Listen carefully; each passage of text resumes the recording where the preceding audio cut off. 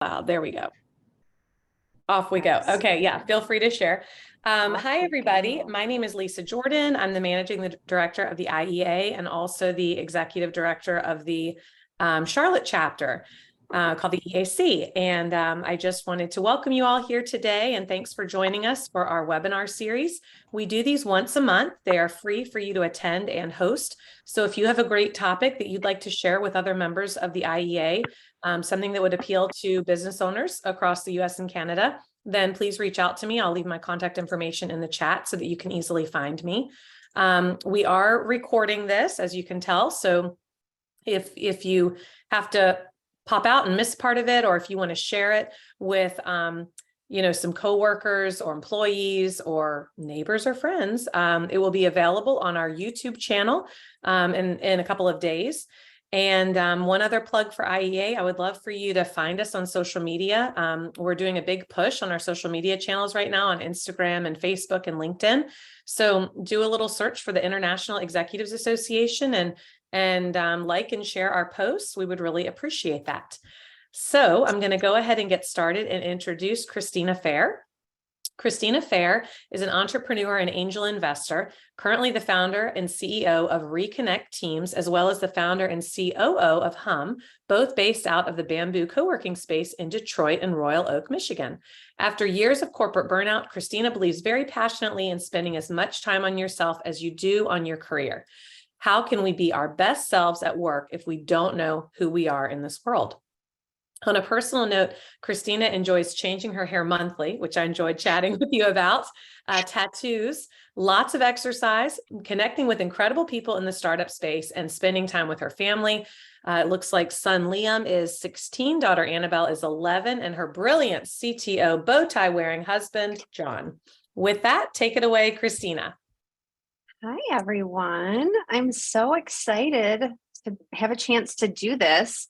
I can't even say new to IEA now, DEA. It's been a couple of years. It still feels like new because I joined in quarantine. So I joined the group in April of 2020 when I launched my business, and I've just loved it ever since. So I am based out of the Detroit Executives Association, as it was mentioned. And so thank you, Lisa, for the warm intro, and to my DEA folks who are here and joined, and to all of you for being here as well. I know it's always hard fitting this sort of stuff in on busy work days, so I appreciate it. So, when this came up and I had an opportunity to come up with a topic to get in front of the group about, I had gone back and forth with Lisa, and we thought that it was a good time to talk about team building and culture in general. I launched my company, and just a little bit about me. There's me doing a podcast. I launched my business, Reconnect Detroit, after selling my first startup. So I was in the tech space. I had a small fiber internet company based out of Detroit, and grew that company up over about 7 years from 2013 to 2020, and ultimately sold it to one of our competitors based out of Cleveland. And it was the first time in a minute that I had to think about what was next. And so here we were in the midst of a pandemic, and just trying to figure out what the needs were out there in the world. And what I was seeing was that not only have we seen a huge shift in the sorts of humans that are coming into the workforce, right? Culture is different in all of our organizations than it was 5 years ago, let alone 10, 20, 30 years ago for some of these older companies that you all are leading. But also we were thrust into this work from home situation. And so I was getting feedback from peer leaders all around the city and the country, really, saying, hey, we're really having trouble keeping our teams connected in this new virtual world that we're living in, and keeping folks motivated, executing, and all the things that came along with what quarantine brought. So I launched Reconnect Teams, and we did virtual corporate team building events. So everything from watercolor painting classes to scavenger hunts and all sorts of fun stuff. You think of it, we did it. Escape games, all sorts of stuff. And it was awesome. I got to join up with groups from all over the world, some huge, massive companies and name brands. And I would find my way into one of their teams and spiderweb throughout the company and host events that made their people happy. And throughout that process, I really got to see people from all walks of life, all different types of companies, whether it was more hands-on work or more corporate leadership sort of spaces. And in the end, what I saw through time was that there was this severe disengagement that had started to happen during the quarantine time. We're going to talk about a little bit more of that as we move along through this, the difference between happiness or satisfaction and true engagement in your organization. And so before we get started with that, because I always hate the presentations where people just show up and talk at you for a while, I'd like to hear from you all. What are some of the challenges that you're facing right now with some of your teams? You know, we've morphed now into more of a face-to-face and in-person world again, thank goodness. A lot of us are still living in a hybrid world. This is part of my team now. So I've got another tech startup that I've started as well. And so these are some of my team members working out of our co-working space. But what are some of the issues that you are facing right now, whether it be with retention, culture, keeping your people motivated, happiness? What are you seeing right now in your environments? Tracy. Having a hard time getting people to our office. Our head office at one point was overflowing and we needed more space. And we had probably upwards of 20 people in our head office. And then through downsizing and stuff, we certainly don't have that anymore. But nowadays it's trying to get one person in the office so that if we have deliveries, so it's just very flowy and I mean, it's good, but you just never know who's going to be here when. So that's just one thing. Yeah. Have you guys stayed as a policy? Are you still hybrid? Are you offering people the option? So we're really being open to it. I mean, as long as there's at least one person at the office, somebody needs to be in charge of being here for that body. And then it's like people are taking turns, but they all really like the flexibility. The Mondays and the Fridays, I think, are probably the hardest ones, but yep. I mean, everybody just knows that that's just what we got to do. And they're happy with what we've done with it. So. Got it. Great. Thank you so much. Angelo. Yeah, thanks. I echo kind of what Tracy says, but I also find that when we all had to go home and work from home, everyone hated it, and then they all loved it. And then when we had to come back to the office, everyone hated it, and we're trying to get them to love it again. And that's the challenge I'm having, I think, is as a team, we used to do all kinds of functions and after hour events and, just kind of have that culture. And I think that's the challenge right now, is trying to get that culture back. I think doing the hybrid and trying to be as flexible as we can is great. And I think it's reconnected a lot of people with their families, which is awesome, right? And that's a huge benefit of going through what we went through. But I think just trying to get that culture back into the office and that team environment to get them re-engaged has been more of a challenge.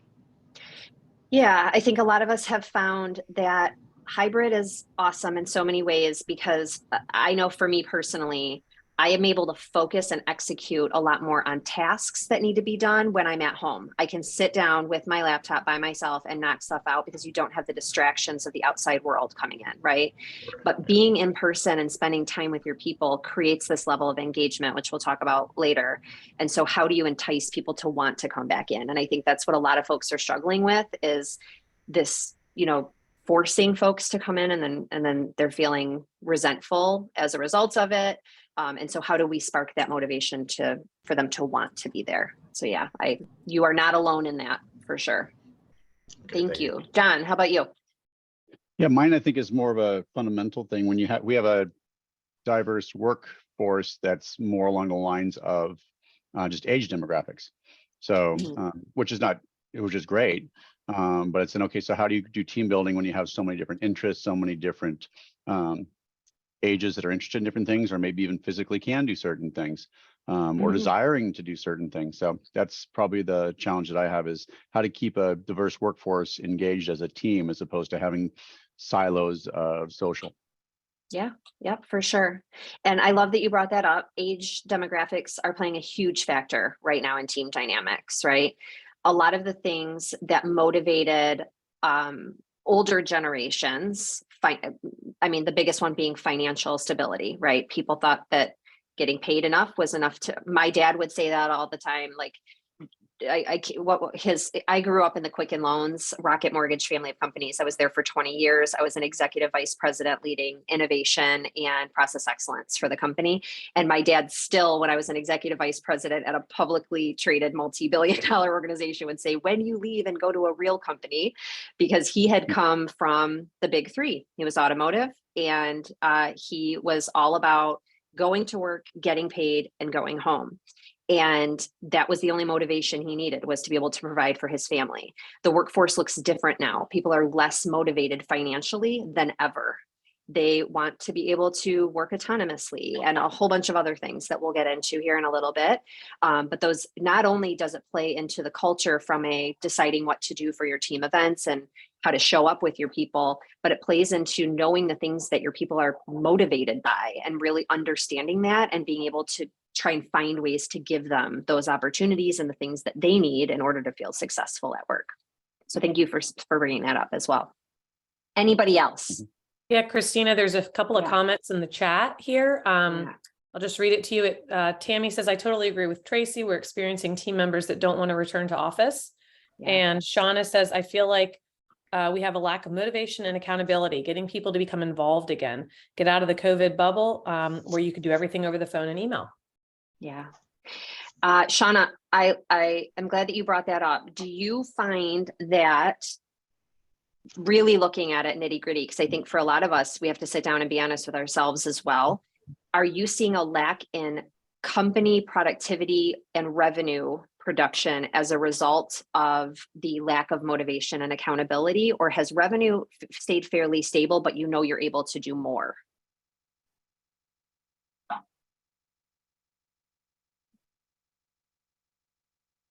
Shauna, are you there? If Shauna's there, that's okay. That's okay.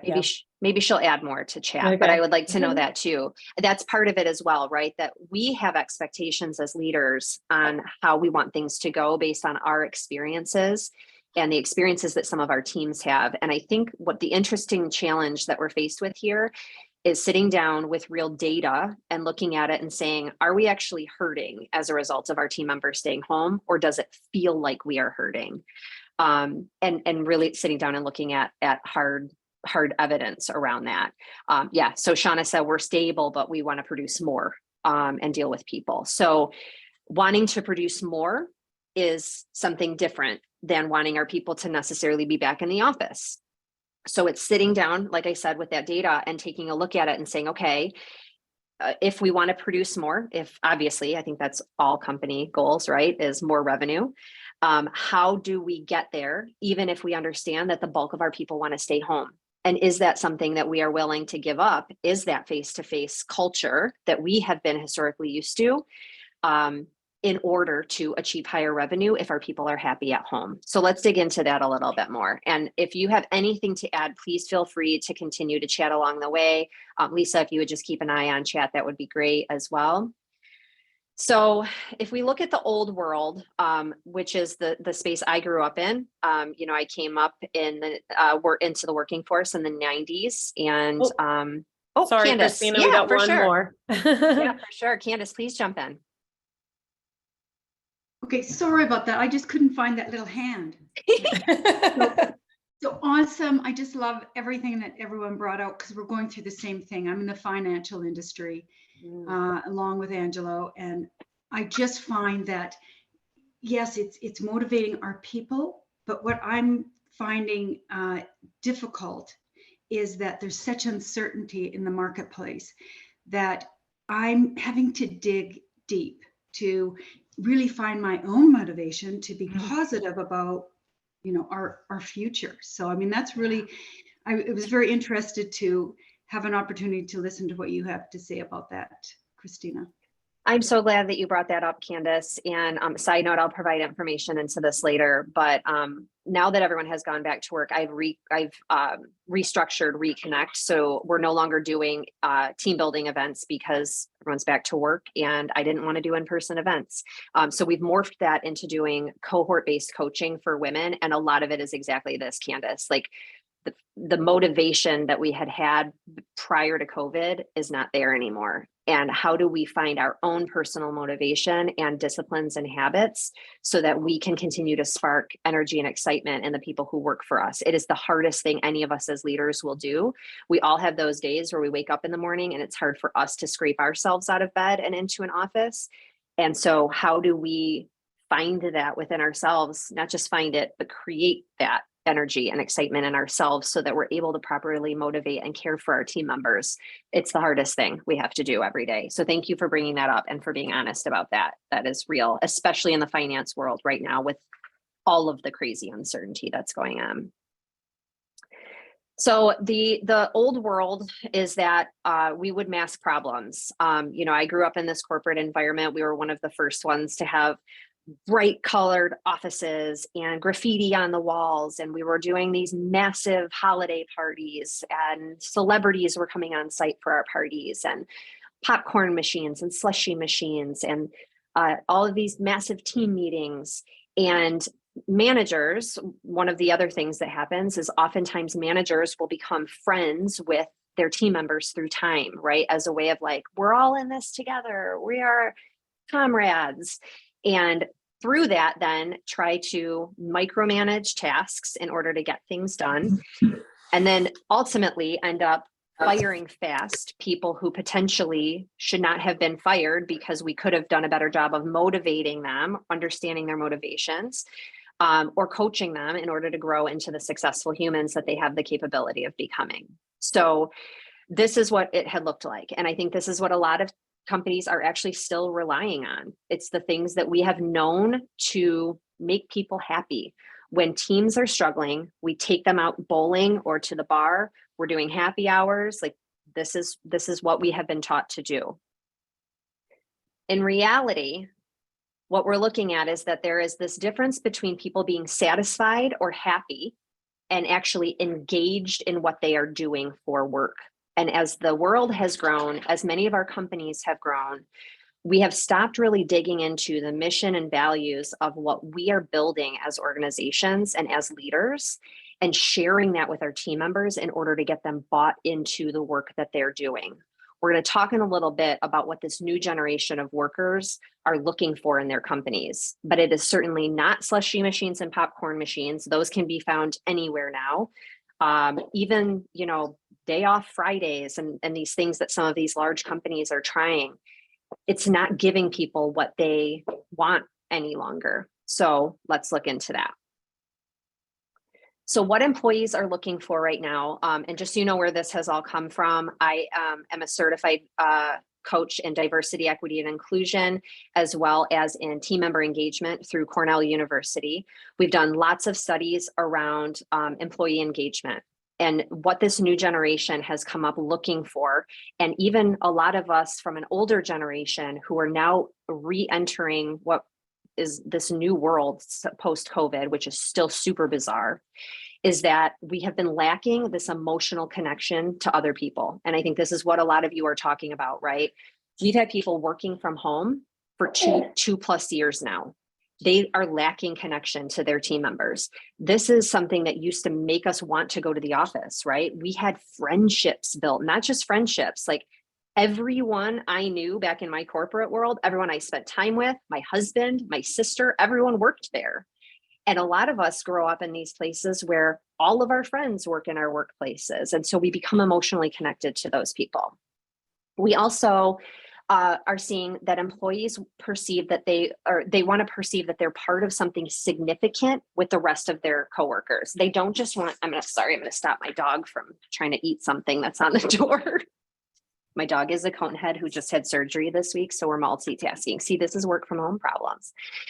So they want to be part of something significant. Team members these days don't just want to go to work and be a cog in the wheel. It is boring. They no longer are happy to go sit at a desk and do their data entry and go home at the end of the day.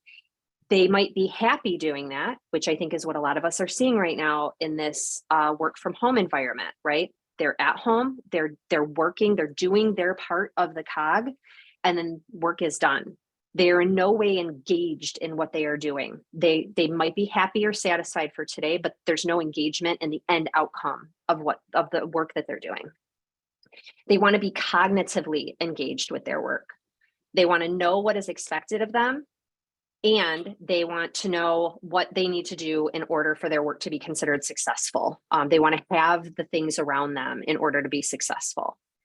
They want to have opportunities to feel an impact and fulfillment in their work, and they want chances to improve and develop. And so what we've been hearing through time is understanding what our team members' growth paths are. What are they looking to grow into? What are their end of life goals? What are their end of career goals? If we understand those things, it can be easier for us to engage with them. If you have a team member right now, as an example, who perhaps wants to go down a leadership path, or they want to get a promotion, and you know that about them, and you understand why they want to head down a leadership path. Do they want to head down a leadership path so that they can lead others and help grow others? Do they want to get a promotion so that they can mentor others on the team, make more money, have more impact on the company work? Then you are able to have a conversation with them about how not being physically present with other people in the office could be holding them back from being able to achieve those goals. But if you don't understand what their end of career goals are, how do you know how to coach them into the thing that you want? Because you don't even know what it is that they want or how to coach them into getting there, right? And so we can say things like, we want everyone to come back to the office because we want them to be connected with other people in the office, but why? And I think that is the piece that's been lacking since quarantine. Why do we want people to come back to the office? If we're already hitting revenue goals month after month, if the company is stable and everything is going okay, and yet we're still asking people to come back in, that's where that disconnect is. People are confused. They're like, I don't understand. I'm doing my job. You've given me a list of duties. They're being fulfilled. I'm not being put on letter. There's nothing I'm doing wrong. And yet you're asking me to add an hour commute time and find someone to pick my kids up from school again. That's not fair, right? That's not fair. Those are the phrases that we're hearing today. And that's valid. You have to be able to explain to them why it is important that they come back. And the why is that we want growth for our organizations. And we can't have growth for our organizations without our people growing with us. And it's not about the amount of work that they do. It's about them growing and developing as human beings so that they can be better and have larger roles tomorrow than they have today. And helping people do that remotely is extremely challenging. But we're unable to explain that to people if we don't know what they're motivated by. So it's got to start there. Does that make sense? Does anyone have any questions about that piece before we move on? No, that's perfect. Yeah. Great. Why? Great, Something in great chat. question. Yes. So there's that. So here's some pieces. Let's chat about this. How do we foster emotional connections within our team? How do we foster trust? What are some strategies we can use to ensure that our team maintains high levels of motivation and do good work?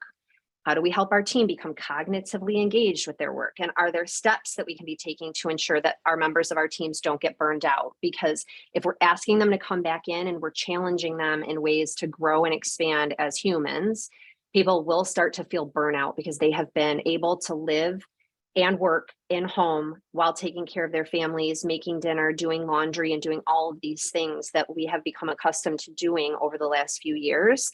And so by adding that extra piece onto them, by expecting them to have drive time into the office, it can be a lot. I want to see what Amin says here. If you fulfill their desires to grow, but don't have positions for them in the company to practice their growth, how do you retain them instead of training them and losing them to another firm?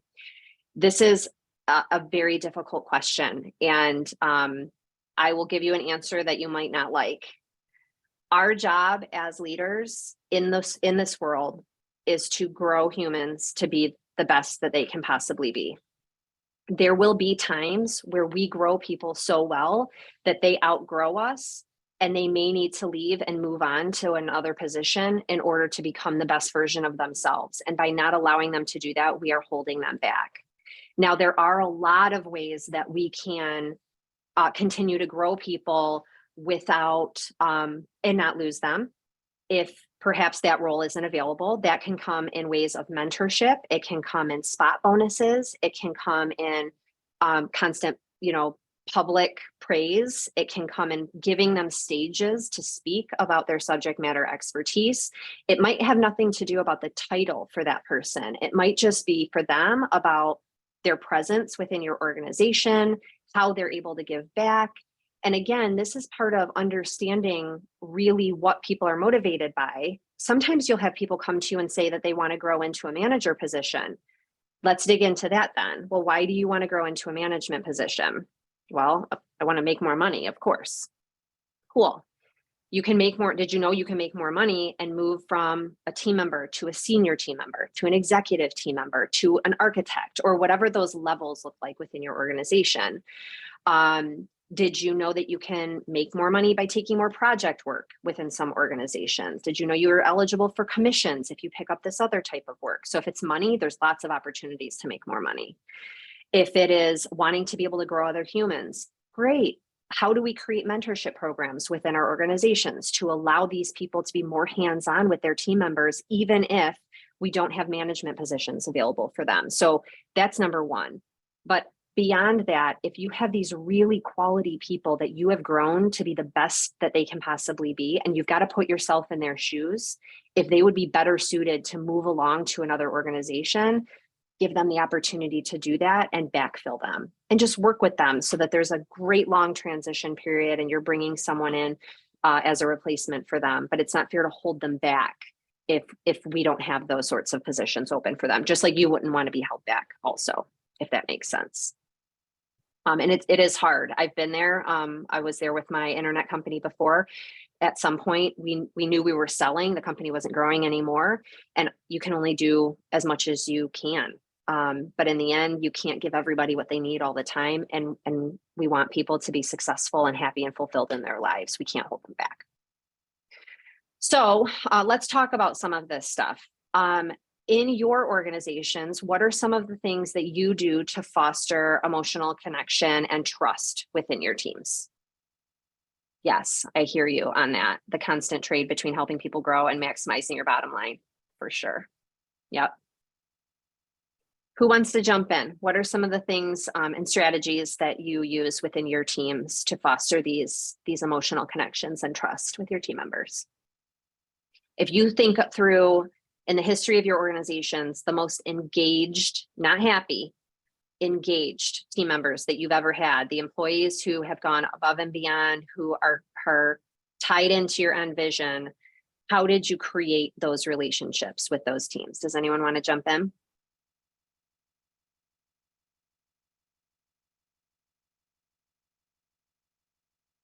I think in our firm, at least, it's usually time related, right? It's the investment that you make, and it could be something as simple as getting a coffee once a week, or, going you out for a drink. I know you said that that's the usual team building experience, but I think just knowing that you have an advocate, a mentor, and someone who's there and truly has an open door policy has seemed to work, at least in my space. Yeah. And that is, Mallory, thank you for saying that. That is different to me than our only way for sparking team building is we're taking everyone out to the bar, every Thursday for happy hour. There's a big difference between that and going and sitting with someone that might be struggling, or that had something massive happen in their home life. Whatever that is, but creating that personal emotional connection with your people on your team, so that they know they can come to you with anything, is so important.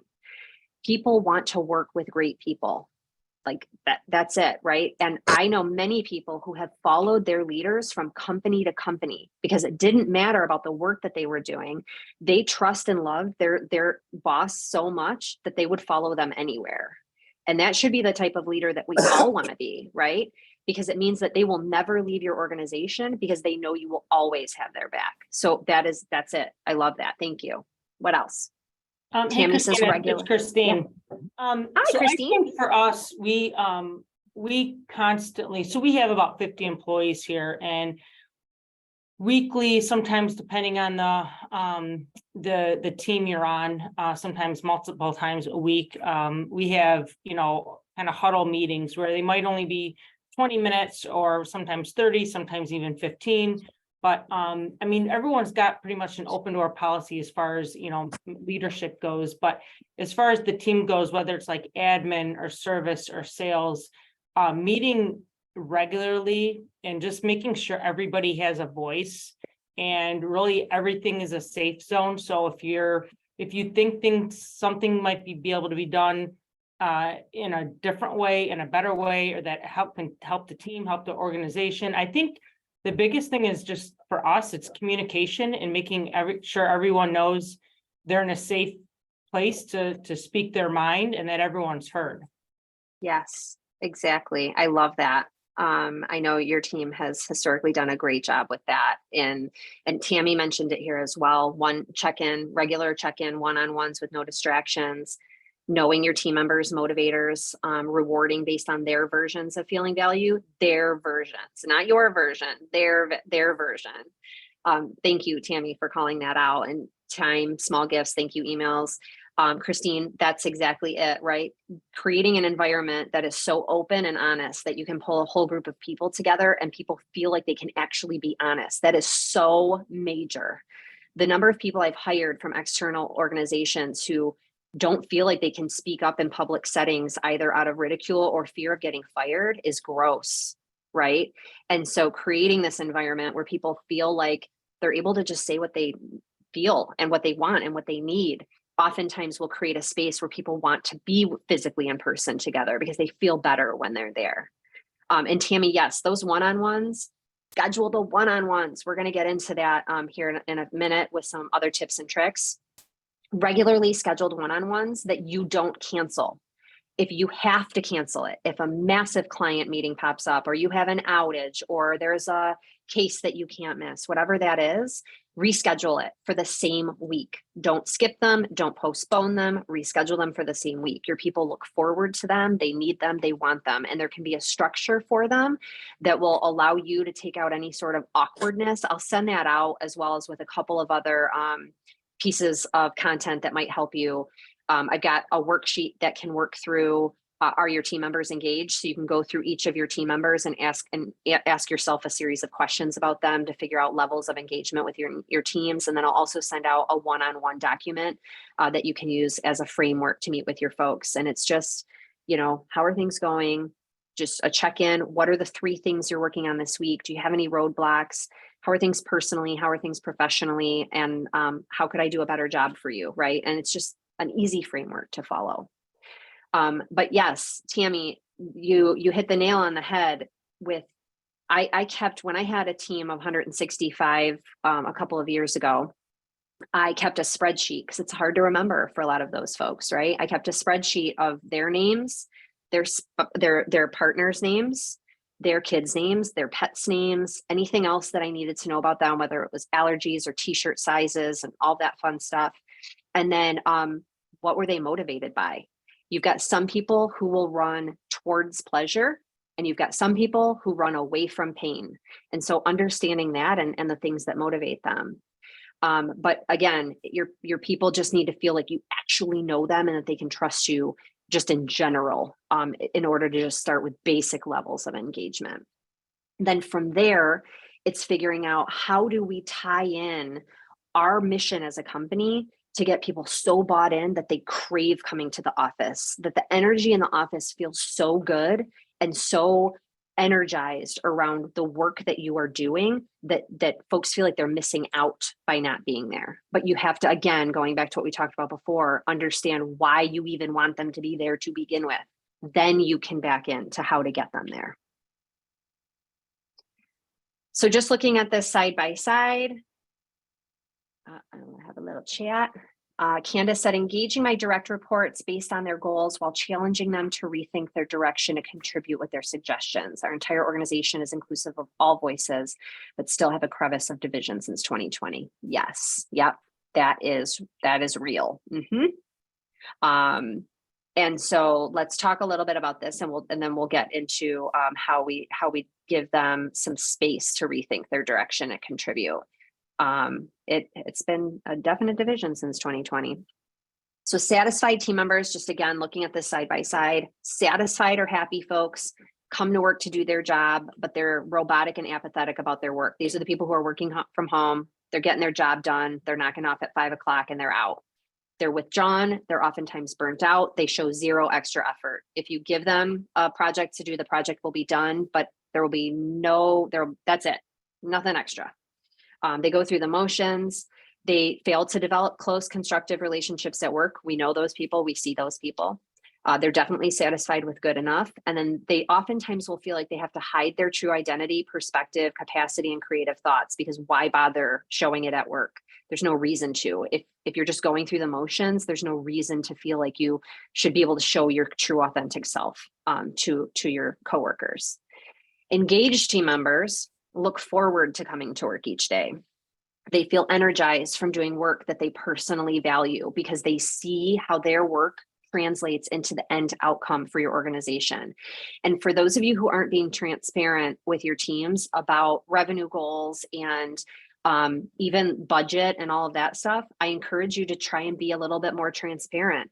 Oftentimes, we think by hiding that, it shelters the team. But in reality, what it does is it ties in the work that they're personally doing to the end results for the company. And so finding ways to provide more and more transparency to the group so that they feel like they're not a cog, they feel like they're an owner.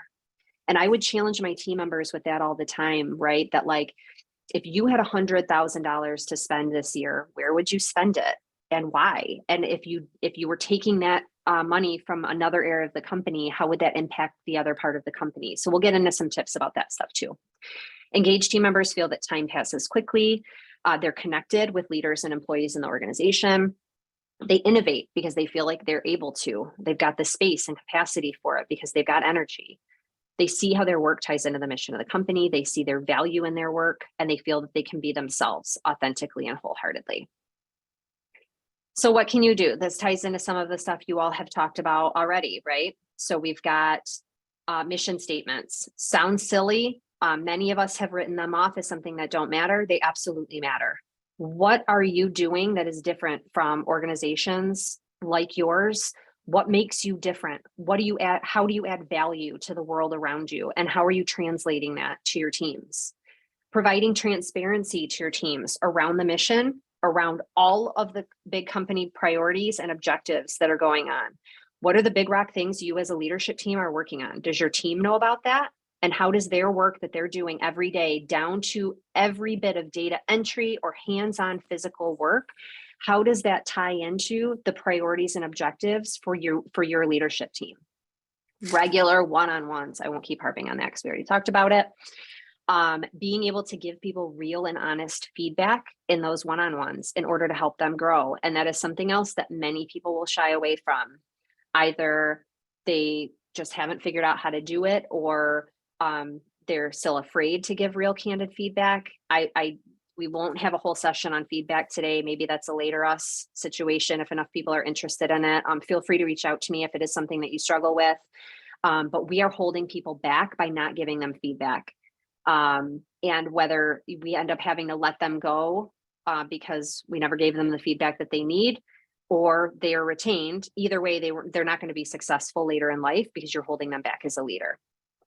Honest team meetings. Thank you very much, Christine, for bringing that up.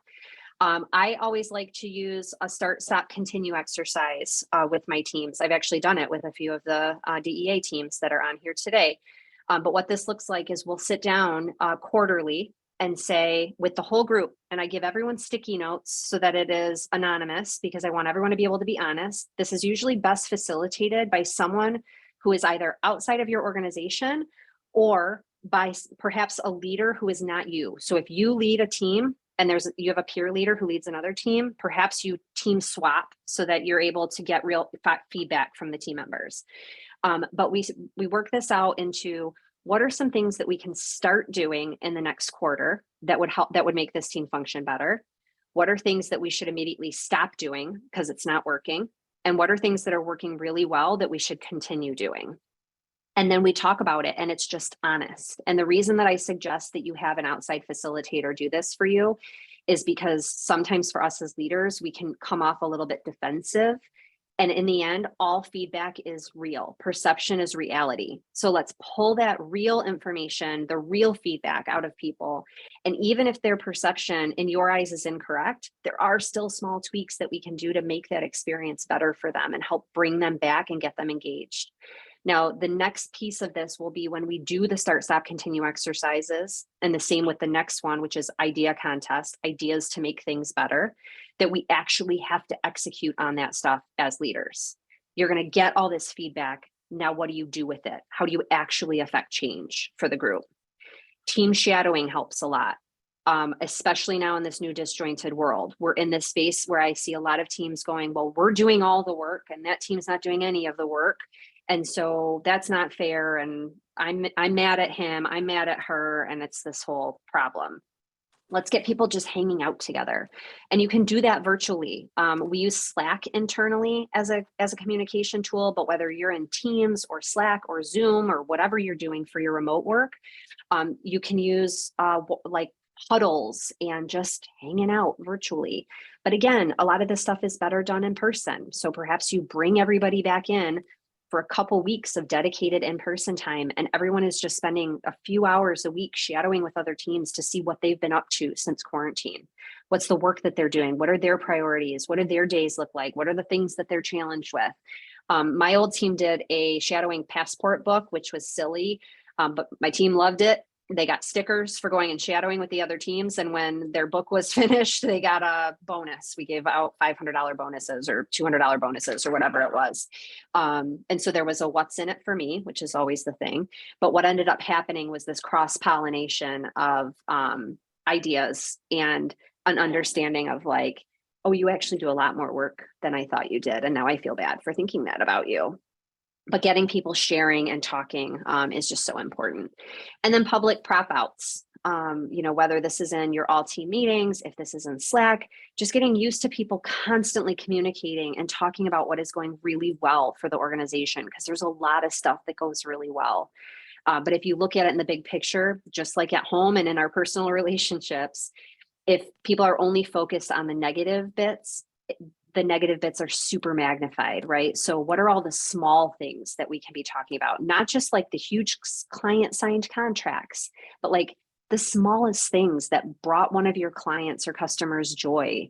What are we doing client facing that is really creating this experience where it's making us look great as an organization, customer facing.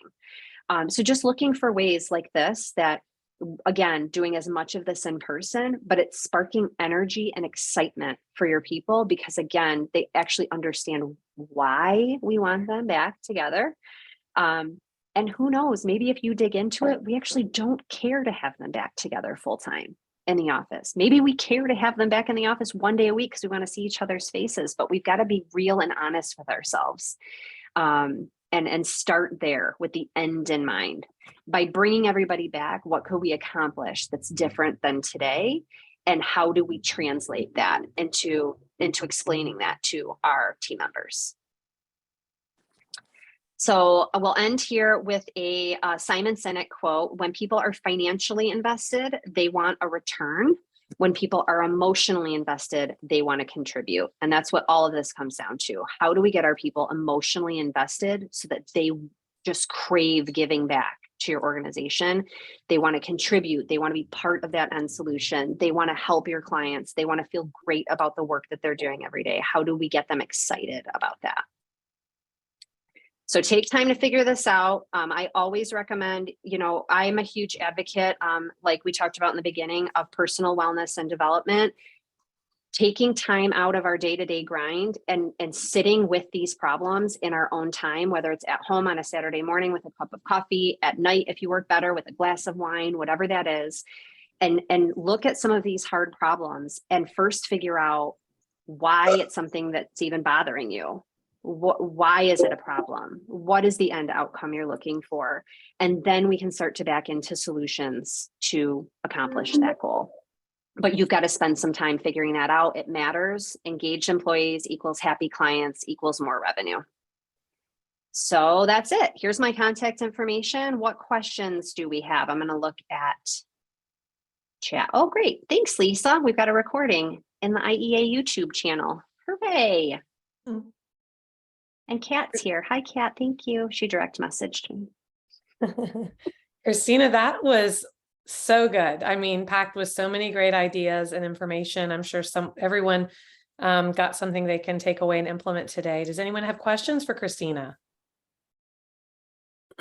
Go ahead and unmute yourself and just chime in if you've got anything you'd like to ask or say. I was going to mention, Christina, you said you have some takeaways or handouts that you're able to share with us. Yeah, look forward to seeing those as well. I'm not sure how you're going to deliver those through chat or email. I will send them out to Lisa, and then Lisa, if you want to send them out to those who registered or to the whole group, Yeah, that's whichever. perfect. Everyone who's on this call should have received a email reminder from me yesterday about the call. So I will just send it back out to that list once I get it from Christina. Wonderful. Thank you. Yes, thank you. And thank you all again for being here. Feel free to reach out. Let me see. Oh, have I heard what companies where all contributors are 1099? Yes, I have. I would say 40% of my current startup is contractors, and it works the same way. I treat my contractors like team members. They're part of our Slack channel. I have a separate Slack channel for my internal people, and then I've got one for the whole group. I include them in our happy hours and our happy fun times. I do one-on-ones with them. I want to understand what they're motivated by. In the end, anyone who comes to work with me, it is, again, my job as a leader to grow and develop them and to make sure that they are being the best that they can be and that they are doing well, so that we all succeed together. And so all of it remains exactly the same. People will make more money when you understand what they're motivated by, so you can help them to be better at their jobs. So if you know people are motivated by money, what do they need to do in order to achieve their financial goals?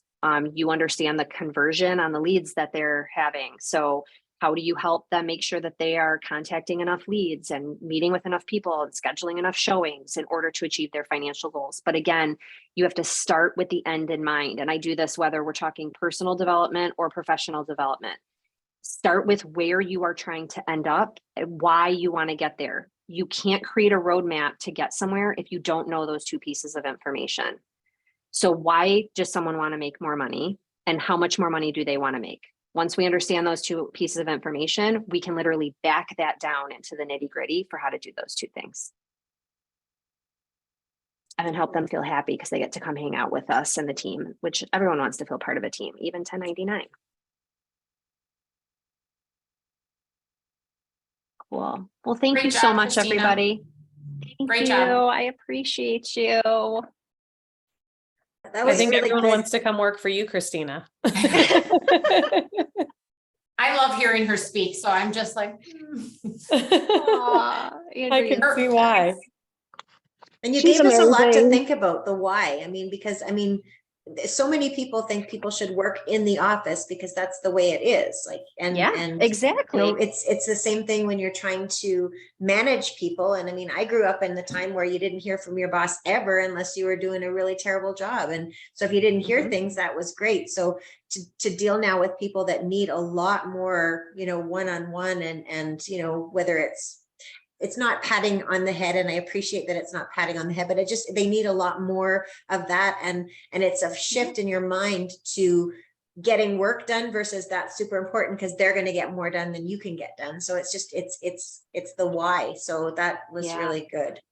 It is. And it's breaking our own workload down to make sure that we can balance those two things, because I'm in the same boat. I literally have a list that is longer than I know what to do with right now. But unfortunately, I need my team members to be happy, successful, and productive first, because then I can go and do all the rest of the things that I need to do, which sometimes means I'm working late nights and weekends to get my tasks done, to set my team up for success so that they can get their work done. Otherwise, we end up in that situation where we're doing all the things, right? And we have to be present in every meeting and sign every contract because we haven't grown our people enough to be able to trust them with their work. So let's start there. But yeah, I completely get it. Yeah, no, and this is very, very, very excellent. Yeah, I think maybe some of our organizations might reach out to you just to see if you can do something in our own specific groups, because I think the message today was fantastic.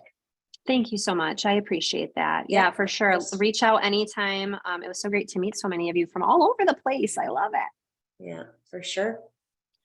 Awesome. Great. Thank you, Christina. Awesome. Thank you all so much. It was great to meet you all. And thank you, Lisa, for helping me Thanks, coordinate this. Christina. Thank you. Bye, everybody. Have a great day. Have a great You day, everyone. Good job. Good to see you.